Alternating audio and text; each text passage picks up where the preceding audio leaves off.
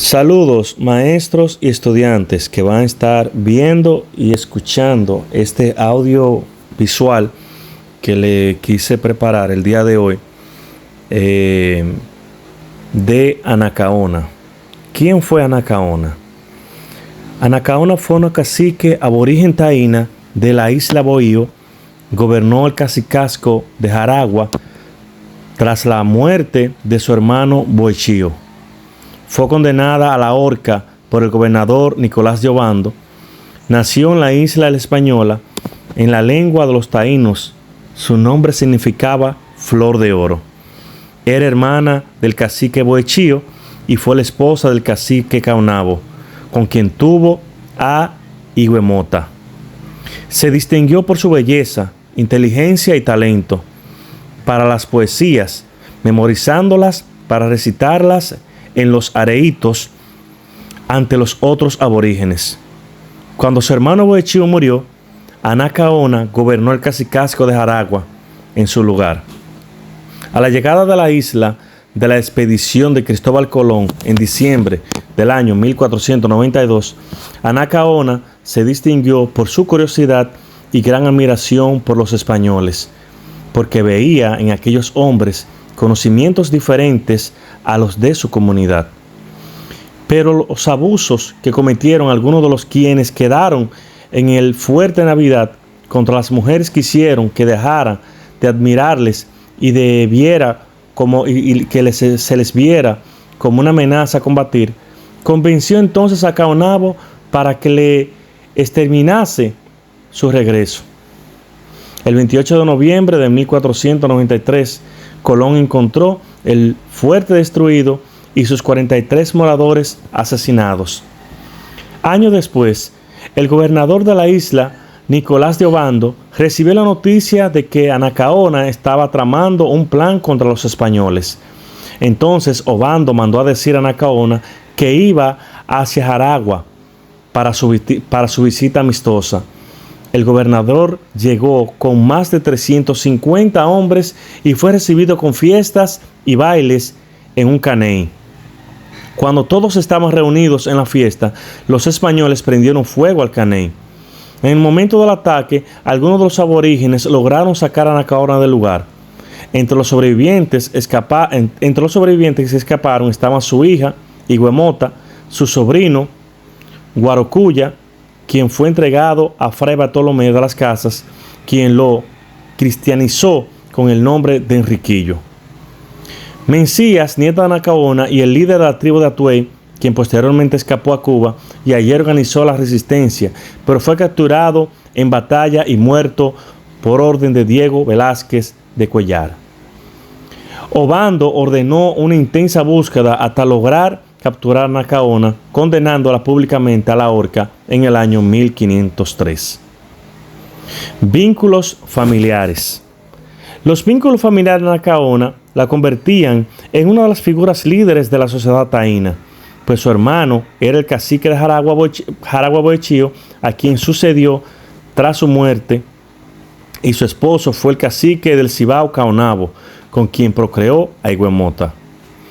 Entre los encuentros con los españoles, debo de decir que desde el primer momento su relación con los españoles fue hostil, ya que estos habían desembarcado en tierras del cacique Huacanagaritz, el cual trabó amistad y pactó con ellos.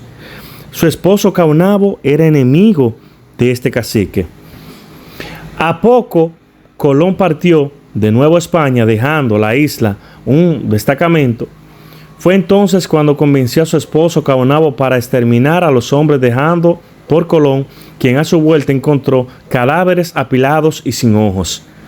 Cuando los españoles averiguaron la autoría de la masacre, le tendieron una emboscada encabezada por el gobernador Nicolás de Obando, quien anunció una visita pacífica a la mandataria taína. Los españoles aprovecharon la ocasión para prenderle fuego a toda la aldea, y muy pocos aborígenes lograron sobrevivir a la mencionada tragedia. Tras la muerte de su esposo, Anacaona se halló acogida a los estados de su hermano Boichío, a donde se retiró ya que pensaba consolidar el poder. pues muchísimos indígenas empezaron a morir víctimas de larga jornada o sencillamente de desnutrición. Ella consideraba a los españoles como seres sobrenaturales y no dejaba de comprender cuán absurdo e impólito era pretender resistirle. Cuando en el año 1496 Bartolomé Colón, hermano de Cristóbal, penetró en los estados de Bohechío, salió al encuentro de los españoles la célebre Anacaona, en una litera que llevaba 6 indios. No cubría su desnudez más que un delantal de algodón de varios colores que bajaba hasta la mitad del muslo. Ceñía sus sienes con guirnalda de flores encarnadas blancas y muy olorosas, y lucía brazaletes y collar de las mismas flores naturales.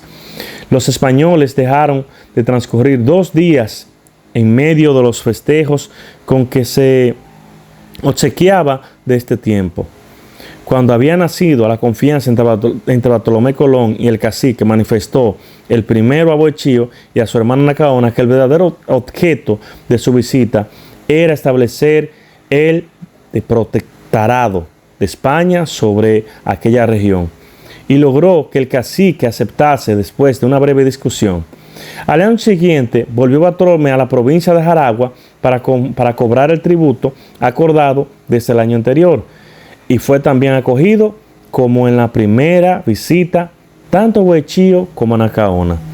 Durante su reinado, en el año 1503, ya Anacaona reinaba sobre Jaragua. Por el fallecimiento de su hermano Bohechío, las princesas taínas no conservaba ya así a los españoles las simpatías de otros tiempos, pues comprobó que los extranjeros habían causado la miseria del país y se entregaban sobre todo a los compañeros de Roldán a una culpable licencia. Los tristes amores de su hija Iguamota con el hermano Guevara le había afligido un poco, y el bárbaro gobierno de Bobadilla y Obando, que había tiranizado a los súbditos de Anacaona, convirtieron el afecto de los primeros tiempos en profundo odio hacia los invasores.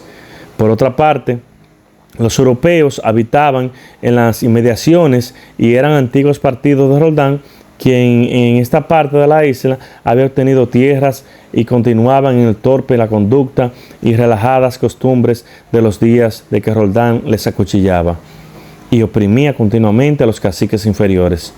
Como los indios de Jaragua eran los más cultos, inteligentes y pacíficos de la isla, sentían más que los otros las exigencias que estaban sometidos, sin que tuvieran nunca justicia en sus reclamaciones, porque por más ligera que eran sus disputas con los nuestros, eran calificadas de peligrosos motines y negativas a cualquier injusta pretensión de los europeos, interpretada como resistencia a la autoridad del gobierno.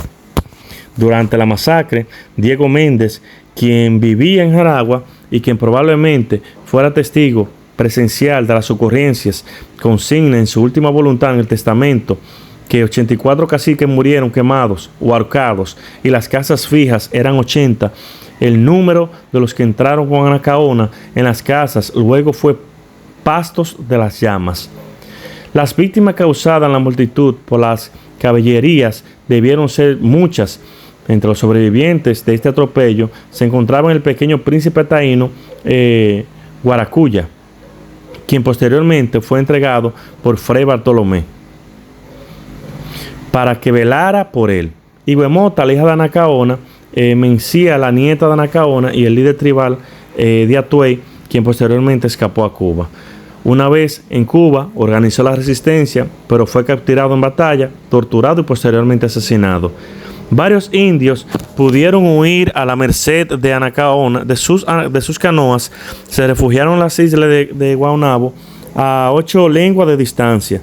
Fueron perseguidos, aprisionados y reducidos a la esclavitud. Anacaona, cargada de cadenas, fue llevada a Santo Domingo.